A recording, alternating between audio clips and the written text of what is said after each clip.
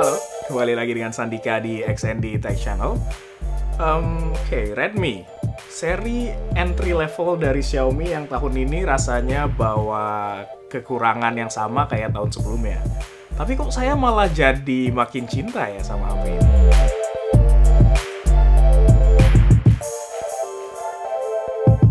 HP seri Redmi identik dengan harganya yang ramah di kantong. Teman-teman udah bisa pinang HP ini dengan harga 2 juta masih kembali 1000. Masih konsisten dengan harga pendahulunya di Redmi 9, yang tahun lalu saya kasih review yang lumayan positif. Lantas, gimana dengan si Redmi 10 ini?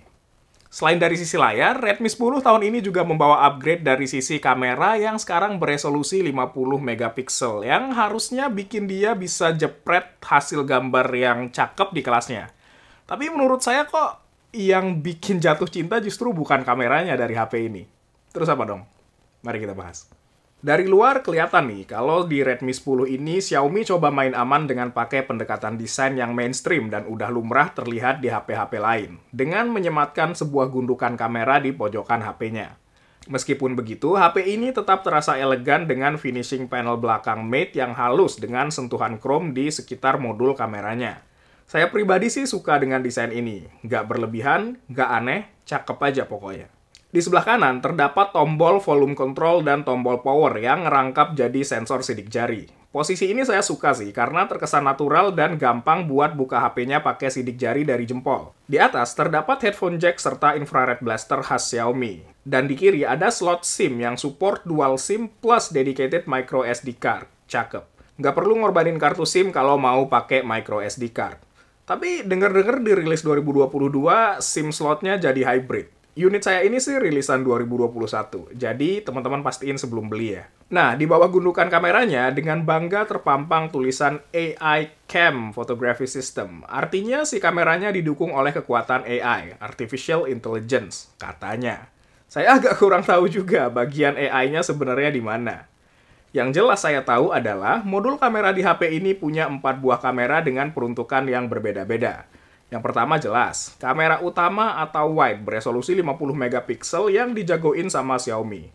Lalu ia juga ditemenin sama kamera ultra wide beresolusi 8 megapiksel serta 2 buah kamera tambahan untuk sensor depth dan makro masing-masing 2 megapiksel. Teman-teman mau tahu sesuatu yang menurut saya agak sedikit lucu nggak? Coba perhatiin deh modul kamera dari HP ini dan tebak, kamera utamanya yang 50 megapiksel itu yang mana? Saya tunggu di kolom komentar 5 detik ya. Coba tebak di bawah. Oke. Udah? Secara intuisi, saya pribadi sih nebaknya kamera utamanya itu adalah yang paling atas, yang dikelilingi sama chrome dan terdapat tulisan 50 MP kamera, yang tertulis dengan bangga di situ. Tapi, ternyata itu kamera ultrawide-nya.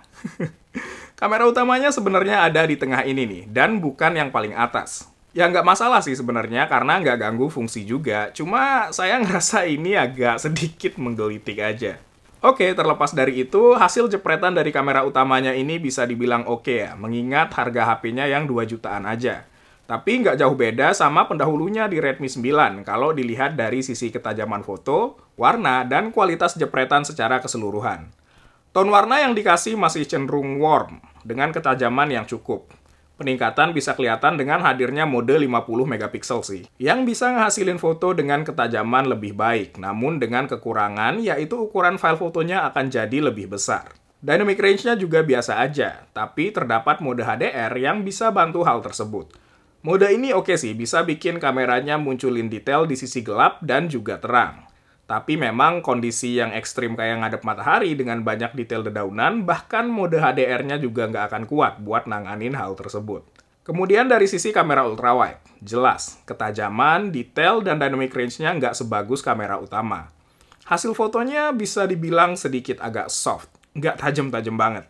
Serta reproduksi warna yang dihasilkan sangat nggak konsisten dengan kamera utama, khususnya kalau melibatkan objek biru kayak langit.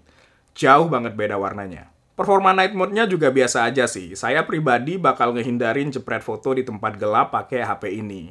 Sedangkan untuk kamera makronya, ya sesuatu yang udah bisa ketebak di HP harga segini dengan resolusi 2 megapiksel aja.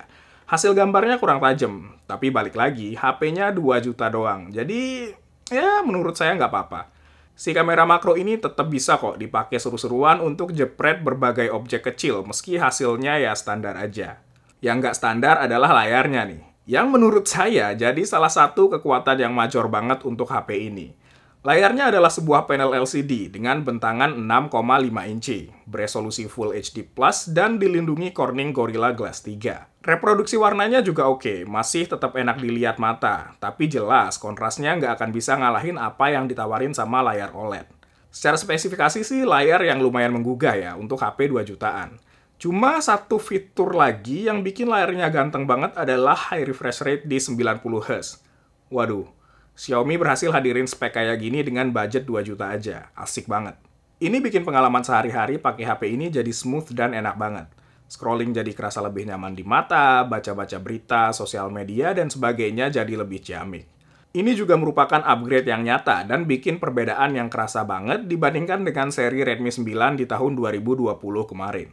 Kecerahan layarnya juga cukup, di brightness maksimal masih enak kok dipakai di luar ruangan. Didukung dengan speaker stereo, pengalaman nonton media atau ngegame jadi makin oke. Tapi ya kualitas suaranya emang standar aja, mirip sama Redmi 9 sebelumnya lah. Kalau dari sisi spesifikasi sebenarnya ada upgrade sih, tapi minor banget, bahkan cenderung nggak kerasa upgrade-nya. Redmi 10 ini mengusung dapur pacu besutan MediaTek, yaitu Helio G88 didukung dengan RAM 4GB atau 6GB sesuai varian yang dipilih, dengan penyimpanan 64GB atau 128GB. Sebenarnya upgrade SoC-nya bikin HP ini mampu pakai kamera beresolusi sampai 64MP, sehingga bisa taruh kamera dengan resolusi 50MP yang udah kita bahas tadi. Tapi dari sisi performa, dari pemakaian saya sih mirip banget sama Redmi 9 yang pakai Helio G80. Jadi nggak ada gebrakan yang terlalu gimana-gimana ya kalau dari sisi performa. Unit saya ini pakai RAM yang 4GB. Untuk penggunaan sehari-hari sih sebenarnya aman ya, cuma kadang kalau multitasking agak kewalahan. Meskipun udah dibantu dengan tambahan RAM 1GB, yang menurut saya sebenarnya lumayan gimmicky karena menggunakan penyimpanan HP yang jauh lebih lambat dari RAM sebenarnya. Jadi kalau pengen multitasking lebih lega, lebih baik pilih varian yang RAM-nya itu 6GB. Untuk gaming, di Genshin Impact sebenarnya masih bisa dimainin ya. Tapi meski dengan pengaturan lowest sekalipun, FPS-nya masih nggak bisa nyentuh 60, berkisar 20-30-an kalau efek di gamenya lagi nggak banyak. Tapi kalau lagi tempur, biasanya bisa drop sampai di bawah 20 FPS. Lagi-lagi bisa dimainin, cuma kalau mau main kompetitif kayak Clearing Spiral Abyss floor tertinggi, pasti akan kewalahan. Namun untuk game-game mainstream lain seperti Mobile Legends nggak ada masalah di settingan high refresh rate dan rata kanan. Aman. PUBG Mobile juga sama, bisa main lancar di Smooth Ultra, tapi kalau di unlock bisa sampai Smooth Extreme, mentok di 60 FPS. Nah, sama seperti komentar saya di Redmi 9, kekurangannya adalah di gyroscope yang masih berbasis software. Jadi kalau teman-teman suka main game FPS dengan gyro, pasti nggak akan nyaman di HP ini. Saya bilang kekurangan pakai tanda kutip sih, karena emang di 2 jutaan ya agak susah minta macam-macam seperti sensor gyro yang asli. Performa tadi didukung dengan baterai yang masih badak sebesar 5000 mAh, yang bikin HP ini tahan banget kalau dipakai dengan penggunaan ringan. Gampang deh nyampe 2 hari. Tapi kalau dipakai sambil gaming dan penggunaan berat, bisa jadi harus ngecas pas malam sebelum tidur. Tapi hitungannya masih lumayan irit sih. Main Genshin Impact settingan terendah selama 30 menit ngabisin 7% dari baterai HP ini. Nah, chargingnya mendukung sampai 18 watt. Dan kali ini, charger yang ada di dalam box udah bisa support fast charging tersebut karena output maksimal chargernya di 22,5 watt. Cakep. Charger ini bisa menuhin baterai HP ini dari 0 sampai 50% dalam waktu sekitar 50 menit. Dan sampai full dalam waktu sekitar 2,5 jam. Tentu saja karena ini HP Xiaomi, dia pakai MIUI 12 yang berjalan di atas Android 11. Dan ya, saya nggak pernah terlalu suka dengan MIUI. Karena kadang terasa kurang stabil, kayak misalnya pas kita ubah kecerahan layar. Itu ada delay dari slider digeser sampai kecerahan layarnya berubah. Minor sih, cuma kerasa kurang matang aja. Nah, mungkin di video ini teman-teman sering denger pas saya lagi bahas kekurangan HP ini, saya sering bilang bahwa ya nggak apa-apa deh, karena harganya 2 jutaan aja. Karena bener, sebenarnya yang bikin saya cinta sama HP ini adalah harganya.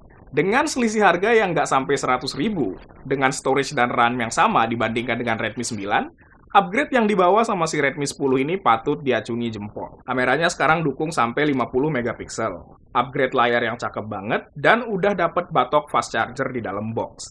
Jadi bisa manfaatin fast charging 18 watt tanpa beli charger lagi.